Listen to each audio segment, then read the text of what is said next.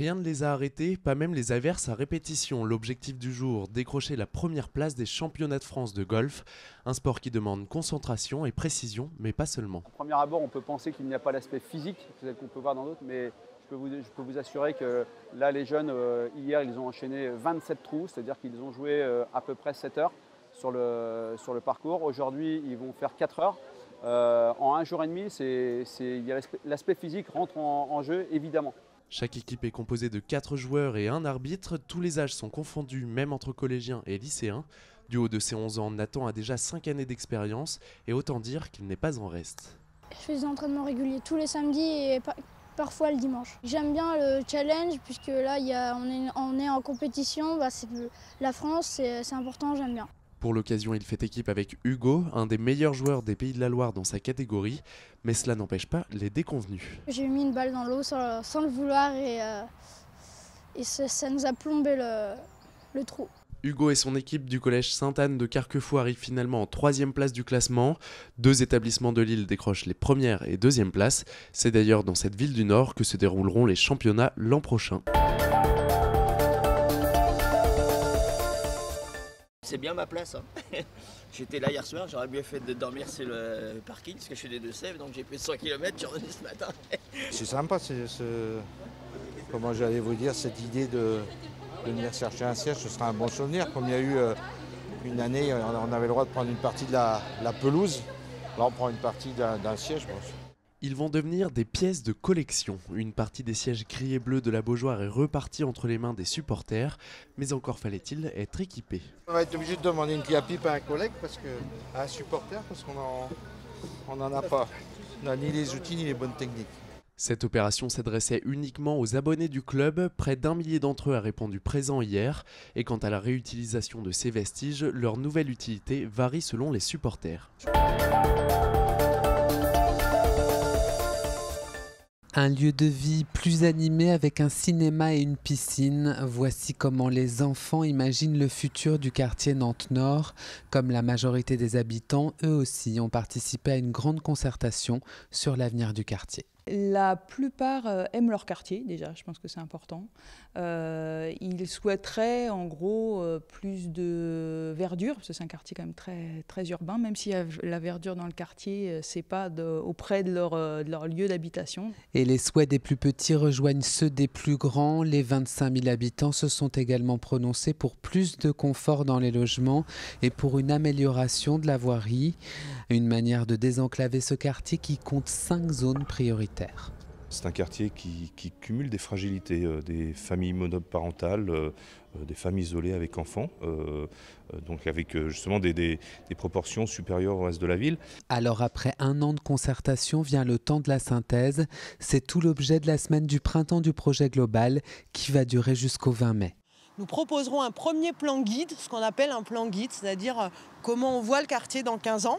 Une première synthèse que viendra nous proposer l'architecte et nous commencerons à prendre des décisions uniquement après. Aujourd'hui, nous sommes encore dans une phase de proposition. Et pour les premières annonces concrètes concernant l'avenir de Nantes-Nord, il faudra attendre le 20 juin prochain.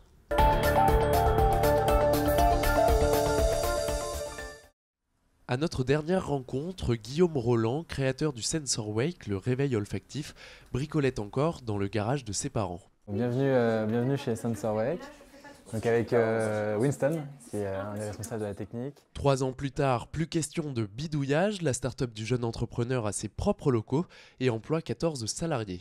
Et donc Madeleine, Web Digital. Il faut dire que les affaires sont florissantes. La jeune entreprise vient de réaliser une levée de fonds à hauteur d'1,6 million d'euros. Cette levée de fonds elle va servir à 2 choses. C'est financer et accélérer la croissance commerciale du réveil. Donc le Japon, la Corée du Sud, l'Asie, c'est un de nos objectifs. Et ça va également nous servir à financer le développement de Oria pour le développement technique et lancer la prod de Oria. Ce nouveau produit devrait être en vente d'ici la fin de l'année. Le but d'Oria est simple, permettre de mieux dormir. C'est une capsule qu'on met dans le produit. Cette capsule-là va se loger dans le produit et la nuit va diffuser un parfum relaxant pour favoriser l'endormissement et favoriser le sommeil.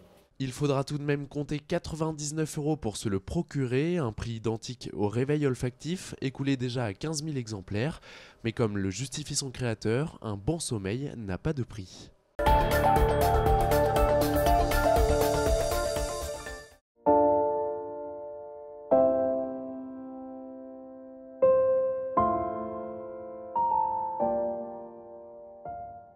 Les enfants d'Isieux, c'était 44 enfants qui ont été sur ordre de Klaus Barbie le 6 avril 1944, tous arrêtés. Et donc, ils étaient juifs, ils venaient de toute l'Europe. Ils ont été transférés sur d'abord Lyon-Montluc, ensuite Drancy, et ensuite à Auschwitz, où ils ont tous été gazés.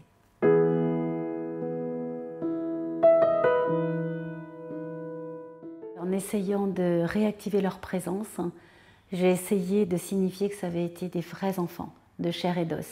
Et donc j'ai fait un montage avec 44 petits tableaux qui présentent à l'intérieur des châssis des petites dents de lait, des mèches de cheveux d'enfants, des jeux qu'ils auraient pu toucher.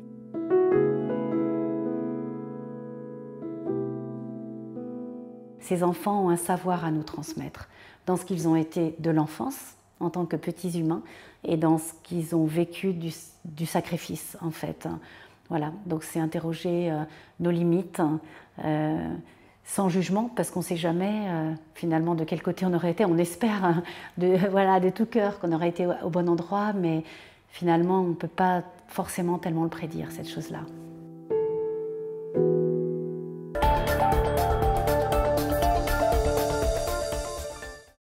Pas de panique, aucune vraie victime en vue, il ne s'agit là que d'un exercice. Depuis mercredi, plus de 120 professionnels disputent le challenge national des sapeurs-pompiers.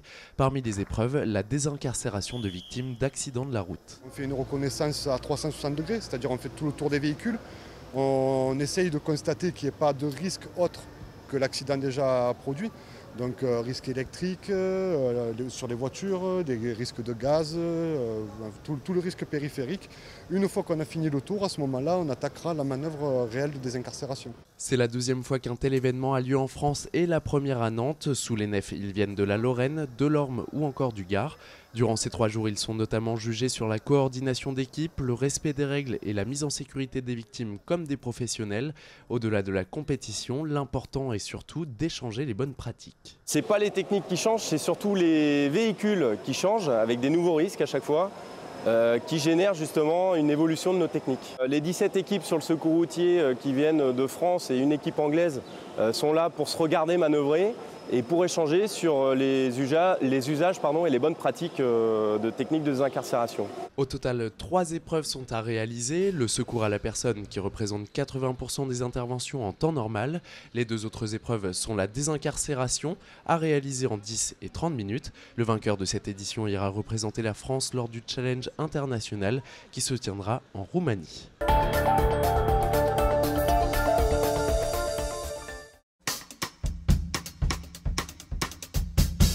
Parce que c'est là que tout le monde passe.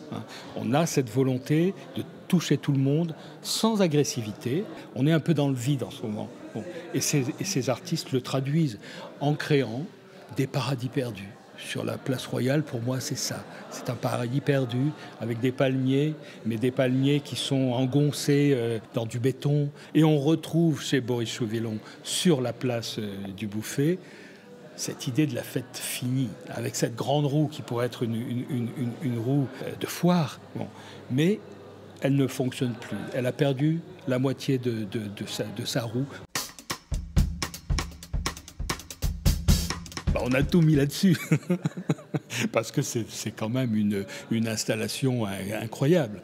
Il fait 50 mètres. 50 mètres de long. Donc quand on le prend en haut d'une tour du château, vers la rue Prémion, bon, on ne sait pas où on va aller, on ne sait pas où ça va aboutir. Et on va jusque dans les douves. Alors les résultats quand même, ils sont aujourd'hui très probants puisque de 2012 à 2016, on a fait une enquête sur cette période-là, on a fait progresser de 50% les nuitées. Et cette progression, elle nous amène chaque année des retombées économiques très importantes, de l'ordre de 55 millions d'euros.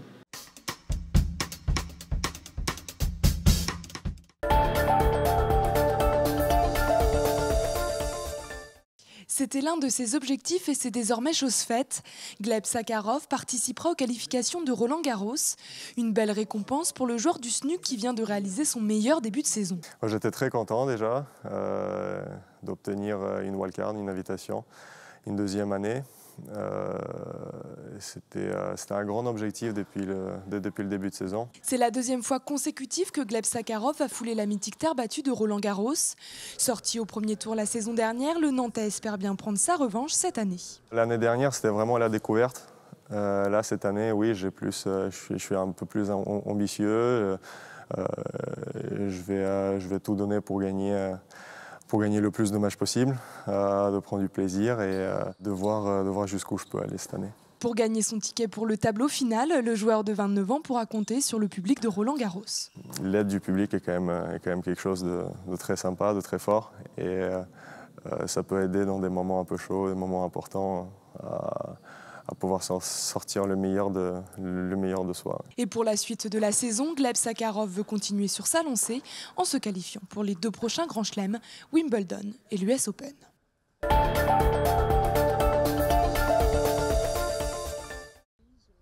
C'était un centre névralgique industriel, aujourd'hui c'est un poumon écologique. En 40 ans, la nature a peu à peu repris ses droits sur ce site, faisant du transformateur une zone environnementale d'exception.